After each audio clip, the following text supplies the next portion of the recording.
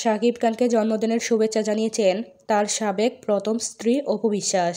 শাকিবের সাথে একটি পুরনো দিনের ছবি শেয়ার করে ক্যাপশনে অপু বিশ্বাস লেখেন, happy birthday living megastar Shakib Khan এবং হ্যাশট্যাগে লেখেন মাই শাহরুখ খান।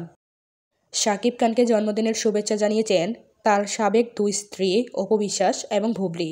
অপু বিশ্বাস শাহরুখ খান এবং ভুবলি মহারাজ বলে সম্বোধন করেন।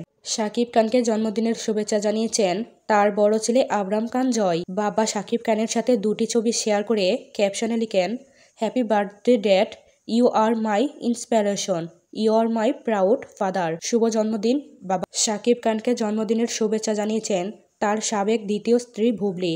শাকিব খানের একটি ছবি শেয়ার করে ভুবলি লেখেন, শুভ জন্মদিন শাকিব খান, বাংলা চলচ্চিত্র শিল্পের মহারাজ। ভুবলি মাঝে মাঝে বলেন শাকিব তার দুই সন্তানকে সমান চোখে দেখেন না, কিন্তু শাকিব তার দুই সন্তানের সাথে একই জায়গায় কেক কেটে প্রমাণ করে দিলেন শাকিব তার দুই সন্তানকে সমান চোখেই দেখেন। বর্তমান সময়ে অপু বিশ্বাসের সাথে পরিমণির একটা দূরত্ব চলছে, এই বিষয়টি নিশ্চিত, কারণ বাড়ির শখের সাথে পরিমণির আজকের ছবি দেখে এই বিষয়টি আরও পরিষ্কার হয়ে গেছে দর্শক।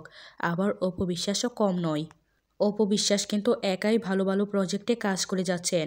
অপু বিশ্বাসও দেখিয়ে দিচ্ছেন তিনি একাই 100। বীরের জন্মদিনে শাকিব খান দেশের বাইরে থাকায় কেক কাটতে পারেনি সেই দিন, তবে দেশে আসার পরই কেক কেটে ছোট রাজকুমারের জন্মদিন পালন করলেন। বাবা ছেলের ভালোবাসার বন্ধন সারা জীবন অটুট থাকুক। তামিমের জন্য আপনার দোয়াই হবে আমার জন্মদিনের সেরা উপহার। দোয়া করবেন আমার ভাই তামিম যেন দ্রুত সুস্থ হয়ে আবার মাঠে ফিরতে পারে।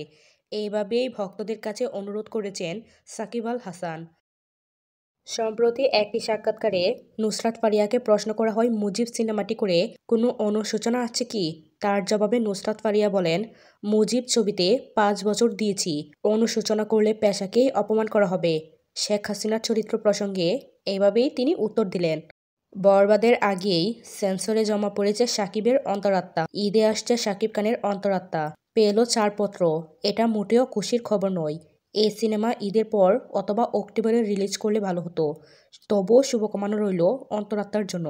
এই সময়ে ঢালিউডে যত নায়িকা আছেন আমি সবার থেকে পূজাকে এগিয়ে রাখব, কারণ পূজার লুক, অভিনয়, নতুনত্ব, নাচ, নিজেকে যত্ন সহকারে উপস্থাপন করা, সব চরিত্রে সব মিলিয়ে পূজা ফুল প্যাকেজ এক অভিনেত্রীর নাম।